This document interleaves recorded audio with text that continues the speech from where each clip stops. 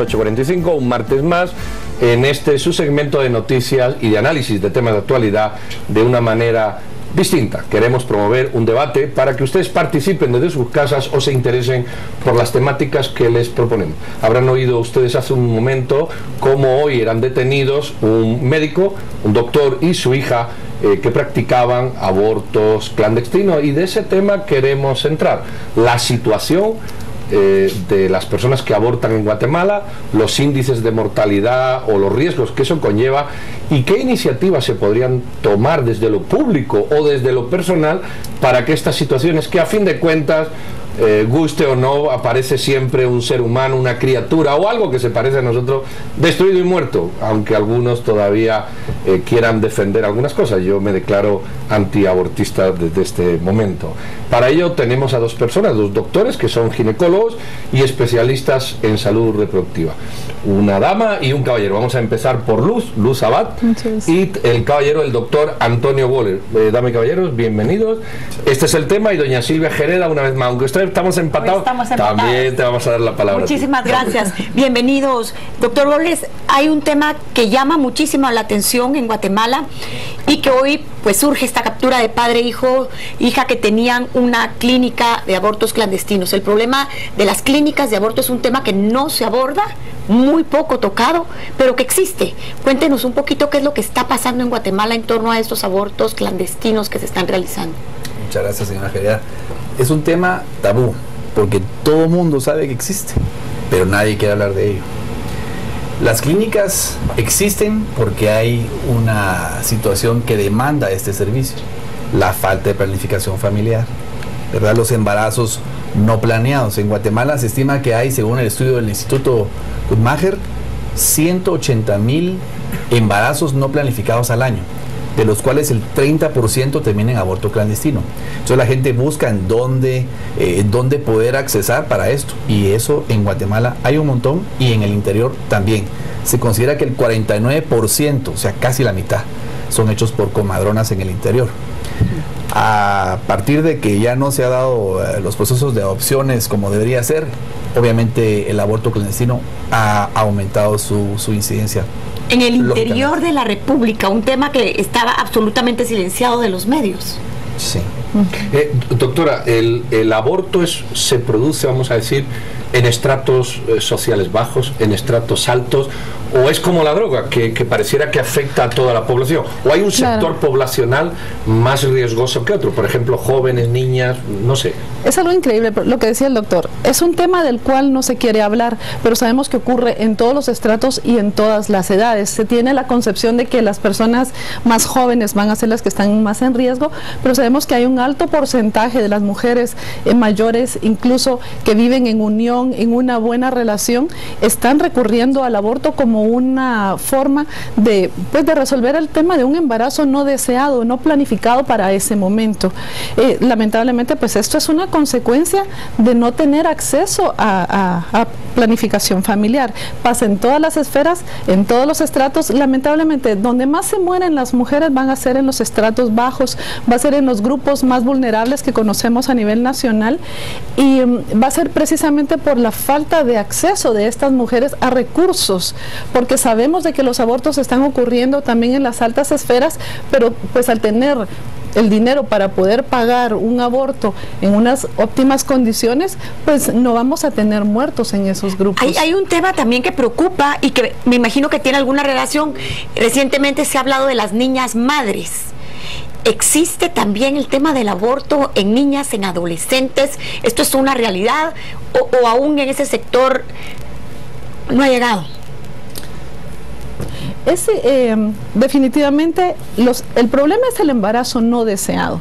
Estamos viendo niñas de 10 a 14 años que sabemos que estamos hablando de violaciones, que están embarazadas, pero las niñas generalmente consultan cuando pues ya todo ocurrió, cuando ya están viendo que el embarazo va avanzado. Buscan en algunos casos apoyo, pero sabemos que en Guatemala el aborto es ilegal, entonces llegan a los servicios ya con embarazos avanzados y la única opción que tienen definitivamente pues es parir, definitivamente. Entonces es terrible ver a estas niñas pariendo. Lo que se debería hacer es informar a estas niñas de que tener relaciones sexuales o que estar permitiendo, consintiendo o que estén siendo abusadas no es natural a esas edades, no está bien. Entonces, si ellas tuvieran esa información, ellas podrían consultar tempranamente, me está ocurriendo esto, podría haber acceso a la anticoncepción de emergencia, que categóricamente sabemos que no es un abortivo. Entonces, que ellas pudieran recurrir a este recurso para evitar esos embarazos ante una violación que están viviendo. No, pues no todas tienen acceso a un aborto seguro, no todas tienen acceso, aparte que el tema de la ilegalidad acá definitivamente pues las lleva a ser madres a tan tempranas edades. Doctor, la doctora nos decía, bueno, embarazos no deseados. Entonces, si ya conocemos el problema, ahora vamos a ver las medidas. Las medidas es un tema de familia, es un tema de sociedad, una sociedad hipócrita que calla y no debate, es un tema de gobierno, es un tema de colegio, es un tema de todos. Bueno, la solución para disminuir la cantidad de abortos clandestinos que hay es primero quitar la hipocresía que tiene nuestra sociedad. Empezando desde las altas esferas de gobierno, que le interesa mantener a un montón de gente humilde, pobre, con varios niños para que vayan a pedir su bolsita o su dinero, porque inclusive hay políticas de Estado donde por cada hijo le dan a usted más dinero. Entonces esas son cosas que están incrementando la cantidad de embarazos. Lo otro es la educación en colegios.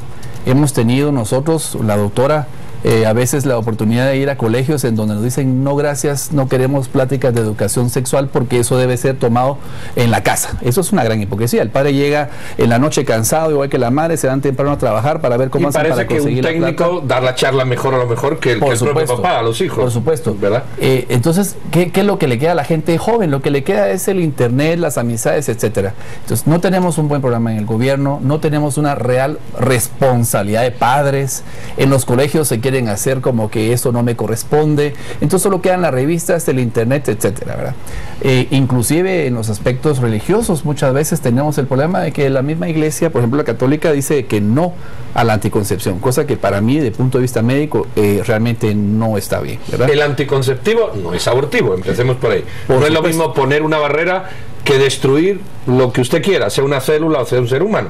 Yo creo que esto es un concepto que el televidente, a lo mejor sería bueno que ustedes que son técnicos lo aclararan con algún ejemplo. Sí, esto es algo sumamente importante, a mí me parece que debe quedar muy claro en la sociedad. Son anticonceptivos, lo que van a evitar es un embarazo, no son abortivos, igual que la anticoncepción de emergencia, no es un abortivo, lo que se pretende es evitar ese embarazo, pero si no fueran definitivamente se llamarán abortivos, pero no lo son anticonceptivos. Es importante que la gente lo sepa, que lo conozca. Incluso hace un año, en el mes de febrero, 12 por cierto, el Papa aprobó el uso de la anticoncepción de emergencia en casos de violación en Alemania. Lo sabemos. ¿Por qué las alemanas sí, nosotras no? Entonces, eso es algo que debemos recordar que está ahí. Y pues es algo que siempre se ha dicho, que la iglesia no, pero vamos a decir lo que nos conviene siempre, y debemos entender que hay un montón de información. La información es derecho universal, que todos pues tenemos que accesar esa información, y parte de eso es eso, no meter esas ideas erróneas a las personas de que los anticonceptivos son abortivos, que van a ocasionar cáncer, que van a ocasionar enfermedades. Realmente no, hasta tienen muchos beneficios para las mujeres. Sabemos de que muchos anticonceptivos me ayudan a combatir problemas hormonales, mis problemas de quistes de ovarios, me ponen hasta la piel bonita, si vamos hasta cuestiones estéticas, o sea, tienen muchos otros beneficios. A mí me surge una duda, no este gobierno, gobiernos pasados, en la última década han promulgado una política de salud reproductiva y programas de salud reproductiva, inclusive con bombos y platillos. Pareciera ser, doctor, que entonces estos programas al final de cuentas no están funcionando, si estamos viendo un índice de embarazos tan alto. ¿Han sido adecuados o qué es lo que está pasando? Porque existe una inversión real por parte del gobierno y otras entidades, inclusive internacionales, en este tema. Vea, Guatemala es el país en Latinoamérica con mayor cantidad de embarazos en niñas menores de 18 años. Con eso creo que contesto bastante lo que se está preguntando. Segundo, en Guatemala hay mucha corrupción. Se habla de bombos y platillos para un programa de planificación que a la larga lo que hace es llevar un par de cajas de preservativos a un pueblito y se acabó. Esa no es la política que se busca. La política que se busca con ellos es que haya más niños pobres, porque esa es la gente que va a votar al final por una lámina o por una playera. La verdadera política de anticoncepción empieza con la educación. Cuando usted educa a un pueblo, lo hace mucho mejor y más exigente para pedir que sus representantes en la política sean de mejor calidad. Entonces no conviene. Así que para mí estas han sido realmente políticas que solo, como usted dice, bombos y platillos, pero de ahí no ha pasado a mayor cosa, sino porque es que tenemos esta tasa de abortos. Le estoy hablando de aproximadamente más o menos el 30%, estamos hablando como de 67,000 abortos clandestinos al año. Sí, es una cantidad grande. De eso es una cantidad increíble de la mortalidad. Estamos hablando de 153 mujeres fallecidas por cada 100,000 nacidos vivos. Estamos hablando de complicaciones como, por ejemplo, quedar infértil por tener un síndrome de Asherman debido a un raspado grande que le han hecho, infecciones, pérdida del útero, podemos hablar de un montón de complicaciones más, ante todo hemorragia, infección, cirugía. Entonces, ¿dónde terminan esas pacientes? En los hospitales de primer nivel, como el San Juan, el Roosevelt, el Ix, en donde tienen que ser intervenidas. Eso es más gasto para el gobierno. Realmente ahí es en donde el gobierno se da cuenta de que si estuviera haciendo una buena planificación familiar, estaría hasta ahorrando dinero. Doctora, como sociedad ya hemos visto una hipocresía social que comparto. También hay una carga religiosa fuerte, sea católica o no sea católica, da igual, porque la carga está. ¿Estamos en condiciones de debatir la legalización, el aborto terapéutico, como se ha llamado en otros países? O sencillamente ni siquiera estamos preparados para lo que ustedes están hablando aquí hoy, que es cómo prevenir los embarazos, cómo promover este debate, cualquiera que sea el eje que usted tome. Sí, definitivamente el tema de debatir el aborto terapéutico en Guatemala es algo indiscutible. Eso ya no hay para debatir, es legal. Cuando la vida de la mujer está en riesgo, toda mujer tiene derecho a que se le haga una interrupción, porque su vida está en riesgo. O sea, eso no está en debate. Sí, hay que hablar de los temas de, por ejemplo, las violaciones y estas otras cuestiones que, pues ya ese es otro aspecto. Sí, definitivamente, tomando un poquito lo que hablaba el doctor, ¿verdad?, de todos estos bombos y platillos que se ha hecho en torno a la salud sexual y reproductiva. Se ha visto cómo de verdad se ha ido deteriorando estos programas a lo largo de los años. Se vio que en algunos gobiernos en años anteriores pues le apostaron mucho a todo esto y se ha ido perdiendo. Pues hay una ley a favor de la planificación, el acceso universal a la anticoncepción, importantísima. Pero ¿qué sucede en los servicios? Cuando llegamos a las áreas, a las comunidades, a los lugares más remotos, las mujeres, o sea, aunque está la ley, aunque están los servicios, no hay acceso porque no hay los métodos. Lamentablemente sabemos que hay un 28% de la población que quiere usar un método y que no tiene acceso a él, ya sea porque no lo pueda comprar o porque llega a los servicios y no existe tal método, porque no hay. Entonces la gente sabe de los métodos, pero no hay. Entonces, aunque se ha hecho mucha laraca y todo, no hay cómo accesar a todo. Y entonces, ya estando en un estado tan caótico como el que estamos, siendo el primer país de Latinoamérica donde más embarazos de niñas menores de 18 años se están dando, ¿cuál es la solución? ¿Todavía podemos salir adelante? ¿Cuál es el panorama que podemos vislumbrar en los próximos años recientes? La base está en la educación. Regresamos al tema, la educación. Y lo que dice el licenciado es, para poder llevar esto a cabo, tenemos que invitar gente propositiva. No podemos invitar grupos religiosos, ni invitar gente que lo que va a ir a hacer es decir no.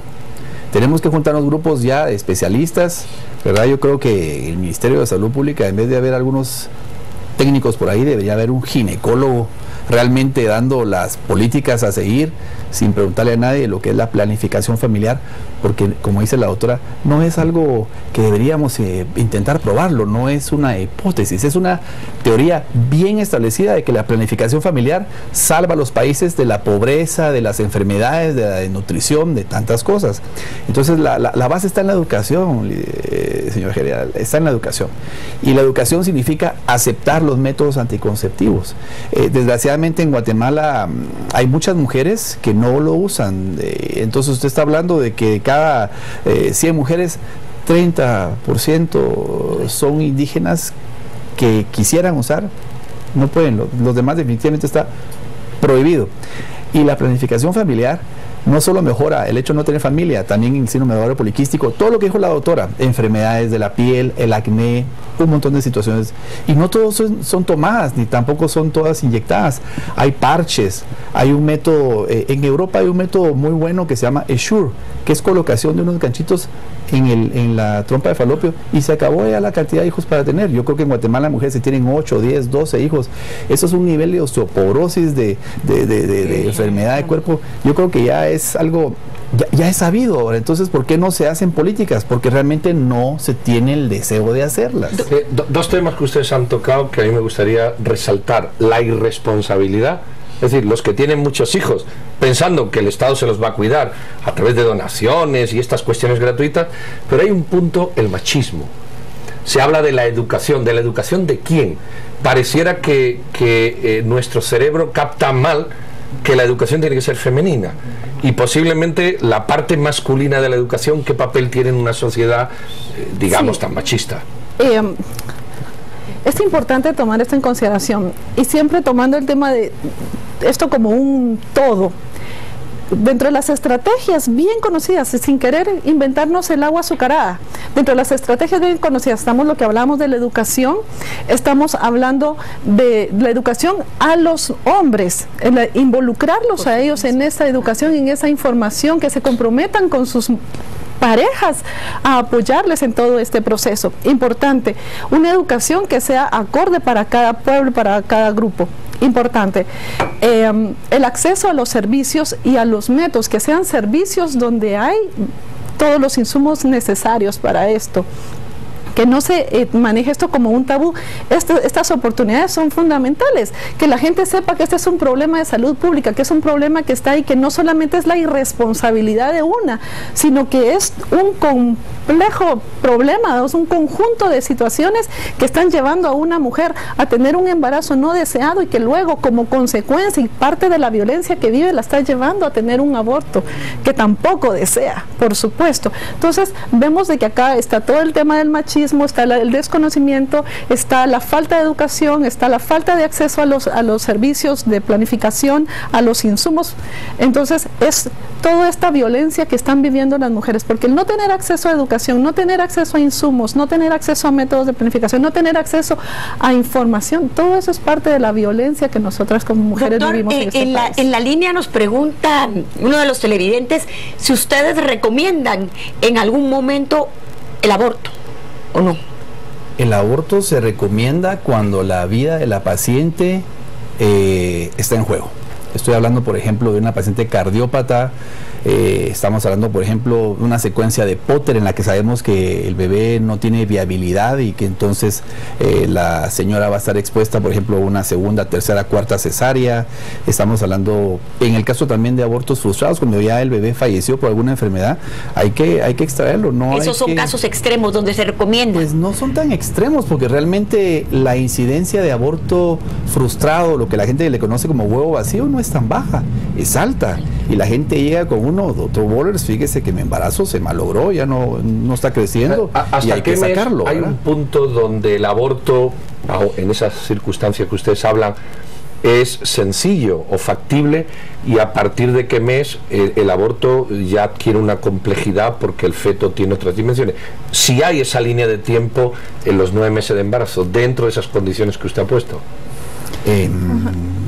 Yo pensaría que pensar en temporalidad en el embarazo no es bueno, porque usted no puede poner hasta aquí llego y de aquí para acá no llego. Si usted tiene, por ejemplo, un embrión anencéfalo, aquel bebé que no desarrolló caja craneana ni cerebro, y usted lo descubre en una señora que viene de Sololá, que tiene 5 meses, ella tiene 2 opciones: interrumpe su embarazo en ese momento sabiendo que no hay viabilidad, porque el embarazo, cuando el bebé nazca, va a fallecer, o deja que llegue a los 9 meses y entonces el bebé nace. ¿Cómo actuar? Eso ya queda mucho al criterio médico, al criterio privado, y eso es algo interesante, porque nuestra paciente nos va a decir: doctor, hasta aquí llego, o doctor, sigo y que nazca. Es un tema, es una relación paciente. Eso es algo, doctor, relación paciente. Y para terminar, médico. Hay un tema tampoco del que nadie hable: las clínicas clandestinas. ¿Dónde están? Hemos visto en algunos casos, nosotros que hacemos investigación, que inclusive en la prensa hay anuncios en un tema que es ilegal para Guatemala. ¿Qué está pasando con las clínicas, doctora? Ya, ¿dónde están? Yo creo que en todos lados donde hay injusticia social, donde hay falta de acceso a los servicios, en donde hay violencia contra las mujeres. Y hemos visto la cantidad de métodos que se están utilizando. O sea, con 65,000 abortos en condiciones de riesgo en el año, yo creo que están por todas partes. Yo creo que están por todas partes y en todas partes es donde se están muriendo las mujeres. Muy bien, doctor Boles, doctor Abad, hemos llegado al tema, pero creo que ha sido un panorama bastante amplio de todo. Yo creo que como bien decían los doctores, es un tema tabú en una sociedad con alto grado de hipocresía a la hora de enfrentar, machista por otra parte, y con muchas mujeres que son cabezas de familia y que evidentemente van del tingo al tango, producto de esta dinámica en ocasiones machista o discriminatoria hacia la mujer. Le damos las gracias por estas aclaraciones, creo que es muy interesante, y ahora la responsabilidad, como indicaban los doctores, está no solo en los colegios, no solo en el gobierno, sino en ustedes, en mí, en todos, en las familias. Las familias también tenemos un reto frente a nuestros hijos, así que tomémoslo en la mano. Doctor Boles, doctora Abad, nuevamente muchísimas gracias por estar aquí. Gracias. Y si ustedes no se van, volvemos con otro tema de su interés.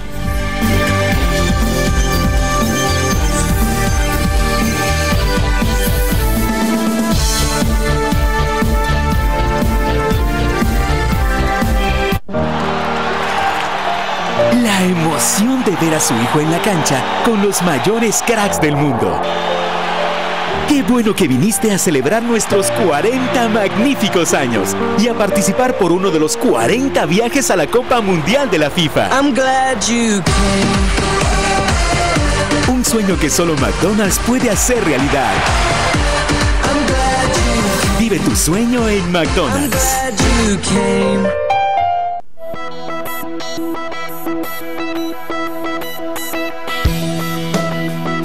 Azúcar de Guatemala, comprometida con el Estado, contribuye permanentemente a alcanzar los objetivos de desarrollo del milenio.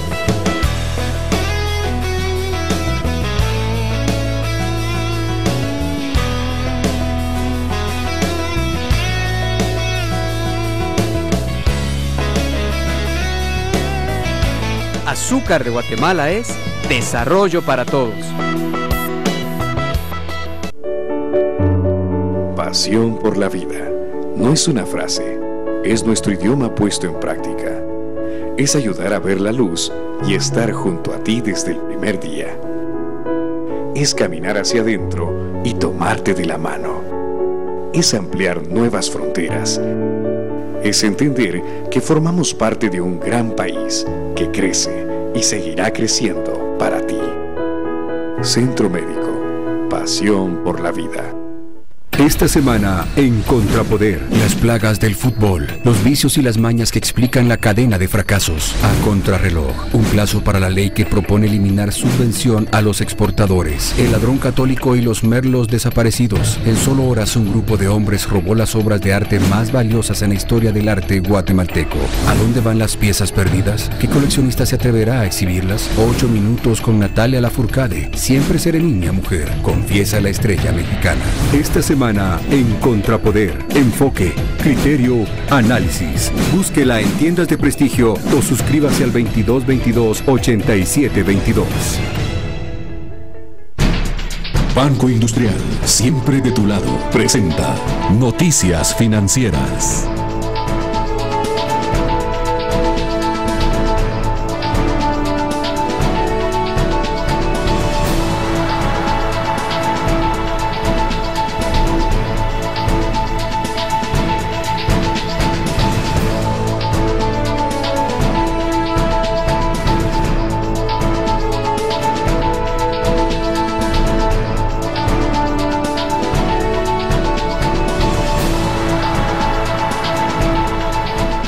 Banco Industrial, siempre de tu lado, presentó Noticias Financieras.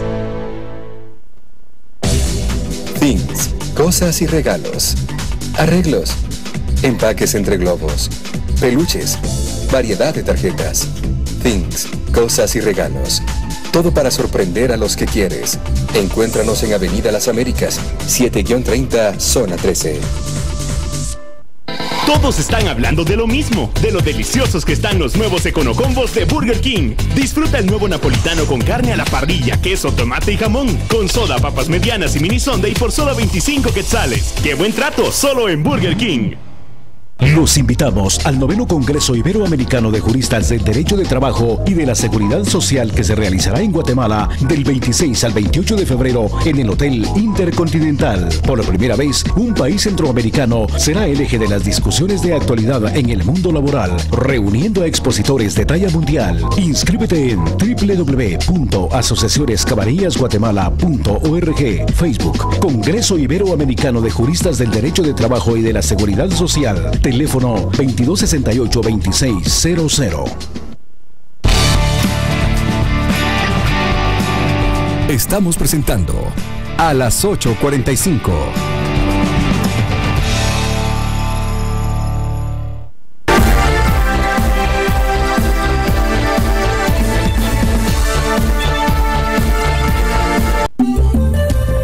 Zetagás 1792, el teléfono del gas, presenta este segmento.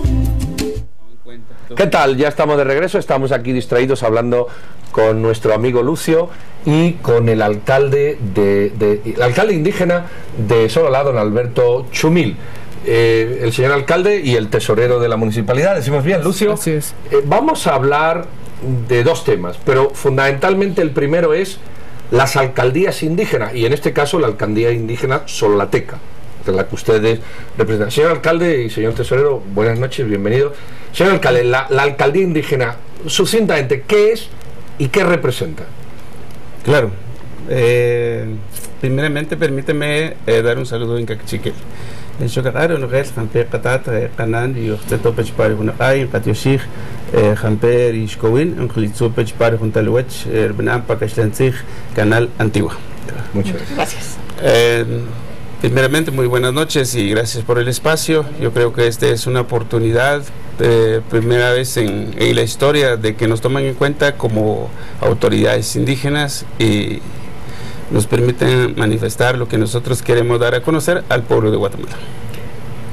Con respecto a lo que se me preguntaba, de que la municipalidad indígena es una institución ancestral y tiene más de 450 años trabajando al servicio de la población sololateca y trabajando, dando un servicio ad honorem, prestando un servicio ad honorem a todas las necesidades que hay, atendiendo problemas desde familiar hasta problemas más sociales. Resolución de conflictos, señor alcalde. Así es, resolución de conflictos, intermediando todas situaciones, incluso hasta podría ser jurídicas. Mire, alcalde, usted ha dicho una cosa muy importante que no me quiero morder la lengua sin preguntarla. Usted ha dicho, trabajamos ad honorem. Sí. Cuando el resto de los políticos formales, de elecciones tradicionales, si se permite, por hacer una diferencia, justamente hablan de salarios, de sueldos, de lo que cobran. ¿Por qué esa diferencia? ¿Es ancestral? ¿Es algo que los distingue? No sé, me gustaría que ustedes comentaran algo sobre el ad honorem cuando el resto no lo es, porque es una diferencia sustancial. Esto es algo cultural, es meramente cultural, así ha venido trabajando y así seguimos trabajando. Nosotros resolvemos conflictos de territorio, de agua, de caminos, de divorcios, de pensión alimenticia, de orientaciones de todo tipo, y no cobramos a cambio ningún solo centavo. Yo creo que si el Estado toma en cuenta, yo creo que este es un aporte, lo que nosotros podemos dar al Estado, un ahorro al Estado, cuando resolvemos miles de casos sin cobrar ningún centavo. Yo creo que este es algo que viene desde la cultura y ese es alguna recomendación que ha venido desde de nuestros ancestros. Lucio, yo le quisiera preguntar a usted, en este marco de contexto, ya nos explicaron, es una municipalidad ancestral de 450 años, muy respetada en Guatemala, con gran incidencia nacional, y luego comienza el proceso para FODIGUA, para elegir autoridades del Fondo Indígena. Sabemos que en algún momento ustedes fueron excluidos de este proceso y entraron a participar otros grupos indígenas que no tienen la legitimidad que se necesita. Cuéntenos qué pasó adentro de este tema, que ha sido poco debatido en los medios, pero es un tema que preocupa muchísimo porque tenemos una mayoría de población indígena y ustedes son una de las grandes autoridades en este tema. Claro. Lucio, ¿quiere contarme usted algo? Claro, dice que nosotros estuvimos peleando ese puesto, pero definitivamente nos excluyeron. Las personas que tomaron el puesto no tienen representatividad, legitimidad, y desconocemos de dónde vienen. No sé cuál es la gente que lo representa o el pueblo que representa. Eso no tenemos ninguna idea acerca de las personas que están dentro de Fodigua. Señor alcalde, ¿quién fue el que seleccionó a estas personas?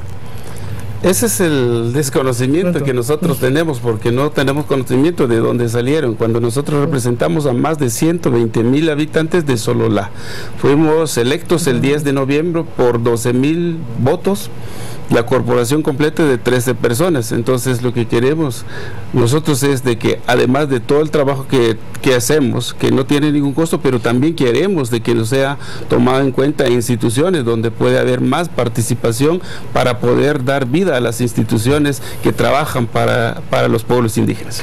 Alcalde, el caso que usted está comentando de otras personas que usurparon de alguna manera sus funciones y que ocupan cargos en los que ustedes, que son las autoridades legales y legítimas, no tuvieron, no es la primera vez que ocurre. En Varillas también han venido algunos cocodes a contar lo mismo.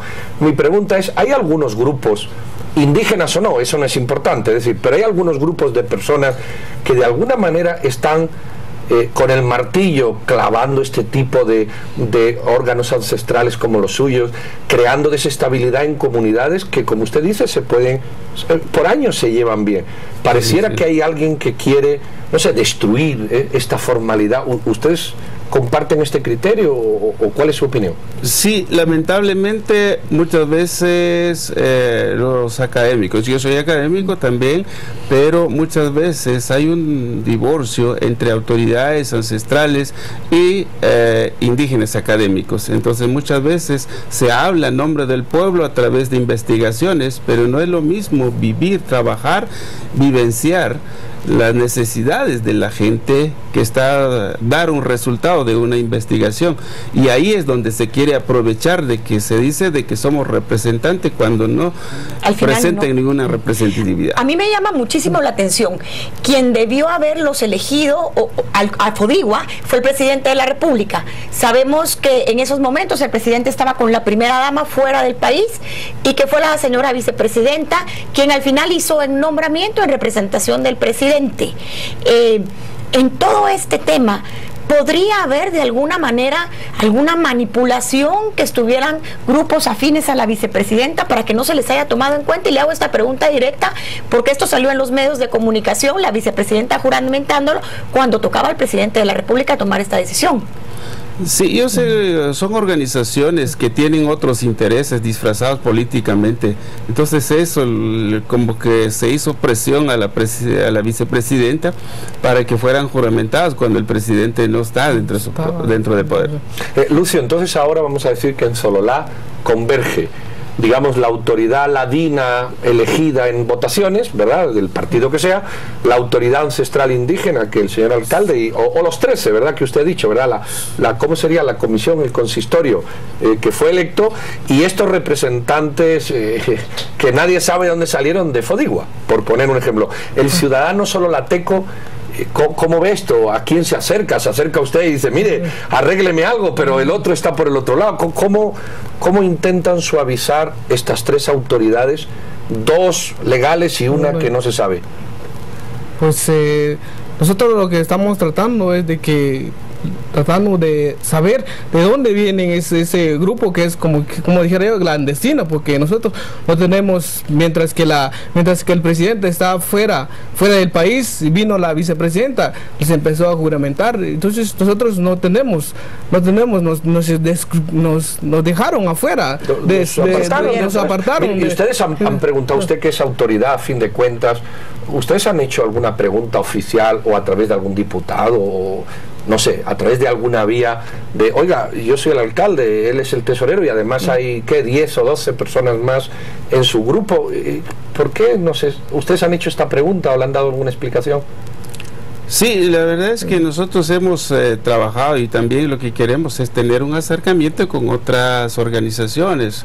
Entonces nosotros hemos tenido la organización con el embajador de Estados Unidos, por ejemplo, con Fundesa, con otras organizaciones, quienes saben y quienes le están dando importancia a la autoridad indígena de Sololá. No solo de Sololá, sino que de otras autoridades legítimas del país. A mí me llama mucho la atención, señor alcalde, que usted habla de que los grupos que llegan ahí, primero Lucio dijo de que eran grupos de personas desconocidas, por lo que yo estaba investigando, algunas de ellas inclusive tienen procesos de demandas penales que están en los tribunales de justicia. Por el otro lado, se desconoció una autoridad formalmente establecida sin ningún tipo de repercusión.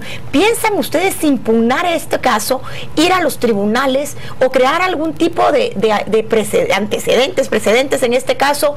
Me llama la atención que usted dice que los grupos que quedaron tienen intereses políticos y sabemos que en estos grupos también hay muchos grupos que crean desestabilización. ¿Piensan ustedes hacer algo jurídicamente o simplemente una denuncia pública sobre el caso? Por el momento solo es una demanda pública, pero sí tenemos algunos documentos que sí lo podemos presentar en su oportunidad. Cuando yo dije de que estos son intereses políticos o particulares, porque realmente son las mismas personas quienes han estado en las instituciones, entonces ya lo han convertido las instituciones como que un negocio personal. Entonces creo que desde lejos están viendo qué es lo que logran, y eso es lo que nosotros no está establecido dentro de nuestra cultura, de nuestras normas y reglas como autoridades electos popularmente.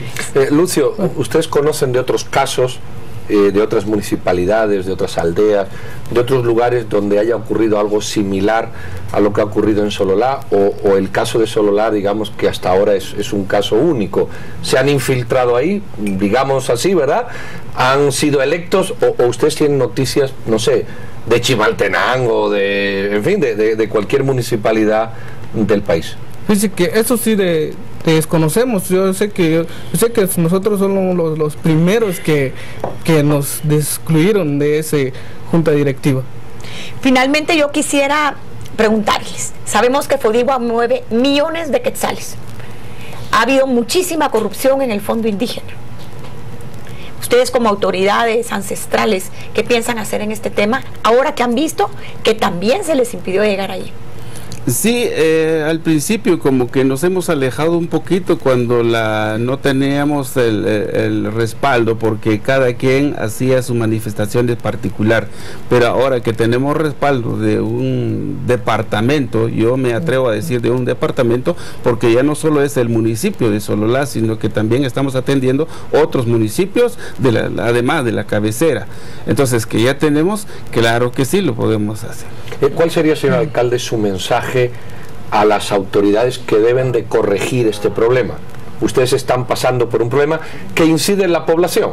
La población no sabe a quién acudir, ustedes están desconocidos, y si hay fondos, evidentemente a ustedes los van a ignorar, con lo cual ustedes padecen las consecuencias de este error. ¿Cuál sería su mensaje como autoridad ancestral sololateca a las autoridades nacionales que pueden solucionar o intervenir en este problema? Sí, el mensaje sería de que si queremos ver una Guatemala diferente, una Guatemala de paz, de desarrollo, tenemos que tomar conciencia y dar ese papel realmente a quien merece estar dentro de las instituciones, pero con toda la transparencia necesaria para que podemos decir de que sí, aquí estamos y trabajando. Nosotros estamos acostumbrados de trabajar en ad honorem, entonces eso es lo que se quiere prevalecer en las instituciones. Muy bien, señor alcalde, don Lucio, muchísimas gracias. Yo quisiera tomarme solo 30 segundos para decir que aquí ven un ejemplo de lo que puede ser la gestión municipal eficiente. Políticos que trabajan ad honorem, personas que se desplazan con su dinero y con su tiempo a exponer un problema, autoridades formales que lo desconocen. Creo que como ciudadanos de este país le debemos una atención y un respeto a aquellos que hacen un trabajo honorable, como nos acaba de mostrar el señor alcalde y don Lucio, y seamos ladinos, seamos indígenas, da igual, somos seres humanos que vivimos en este país y tenemos que apoyar lo justo, lo correcto, y no fomentar más la corrupción y la ocupación, la usurpación de funciones por grupos que no tienen nada que ver. Señor alcalde Lucio, muchísimas gracias por dar la cara, por venir. Aquí siempre tienen un espacio las veces que ustedes quieran comunicar. Si no se lo dan allí, nosotros gustosamente se los guardamos aquí. Gracias por estar aquí. Ahí lo ven. Como país todavía tenemos muchas cosas por hacer para crecer y avanzar. Saludos a los sololatecos y no se vayan, que regresamos.